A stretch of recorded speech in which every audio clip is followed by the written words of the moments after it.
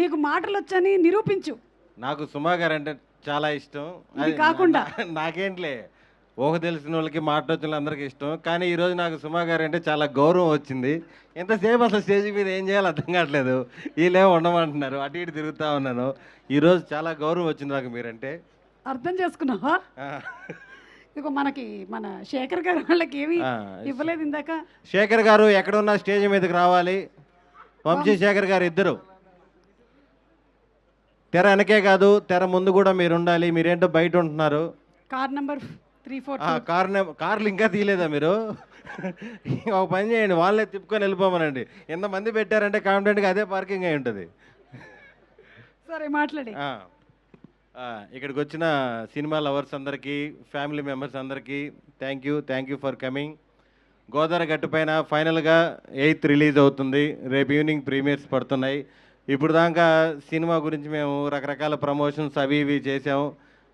Main cinema ఎలా ఉందో చెప్పడానికంటే కూడా 8th రిలీజ్ అవుతుందని మీకు తెలియజేయడానికి చాలా చాలా ప్రయోగాలు చేసాం.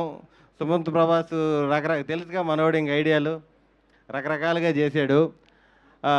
ఈ సినిమాలో అంటే మేము థ్యాంక్స్లు అందరం లాస్ట్ అన్ని ఈవెంట్స్లో చెప్పేసుకున్నాం. మా టీం గురించి, డైరెక్టర్ గురించి, మన ఎడిటర్ గురించి, నాగవంశీ గారి గురించి, అందరి గురించి. ముఖ్యంగా మా అందరికీ హార్ట్ఫుల్గా అనిపించింది ప్రొడ్యూసర్స్ అభినవ్ గారు. ఈ సినిమా ఓకే చేసినప్పటి నుంచి కూడా మామూలుగా ఈ డైరెక్టరు ఈ హీరో అన్నాక ఒక బడ్జెట్ ఫిక్స్ అవుతారు. ఖచ్చితంగా బడ్జెట్ లెక్కలు వేస్తారు, వెయ్యాలి కూడా. కానీ నాకు తెలిసి అభినవ్ గారు అప్పటి నుంచి ఇప్పటి వరకు అసలుకి బడ్జెట్ సంగతే ఆలోచించలేదు.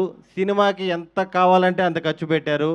డైరెక్టర్ పేపర్ మీద ఏ ఆర్టిస్ట్ కావాలంటే ఆర్టిస్ట్ సెట్లో ఉన్నారు. అంత బాగా చూసుకున్నారు. మాకు నిజంగా హార్ట్ఫుల్గా చెప్తున్నాం, ఇలాంటి ప్రొడ్యూసర్స్ ఇండస్ట్రీలో ఉండాలి. చాలా చాలా సినిమాలు తీయాలి.